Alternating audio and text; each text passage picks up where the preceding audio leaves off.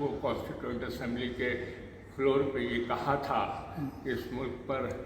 यहाँ रहने वाले तमाम लोगों के यकसा हकूक़ होंगे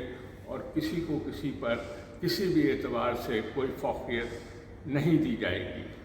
लेकिन अनफॉर्चुनेटली ऐसा हो नहीं सका और हम देखते हैं कि आज जिस बहरानी कैफियत का हम शिकार हैं, मैं समझता हूँ कि उससे निकलने का वाहिद तरीक़ा यही है कि हम उस दस्तूर को जो 1973 में पाकिस्तान की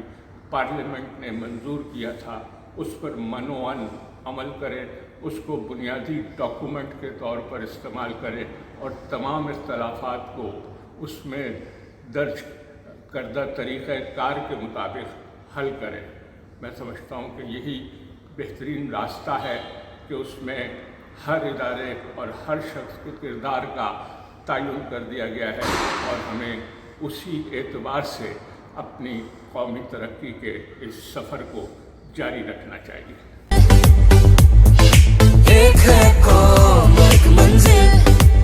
अब मेरी जानिब से मुत्तहिदा अरब इमारात में रहने वाले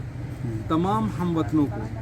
81वीं कौमी दिन की बहुत बहुत मुबारकबाद हो,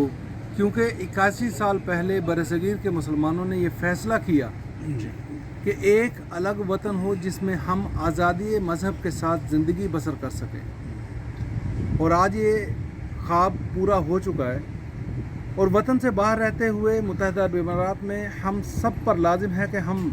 मुत्तहिदा अरब इमारात के कवानीन की मुकम्मल पाबंदी करें और इस वबा के दौर में हुकूमत इमारात की जानिब से जो पाबंदियां हम पर लगाई जाती हैं और जो हिदायत दी जाती है, इन हिदायत पर अमल करें। अल्लाह हम सब का हामी और नासिर।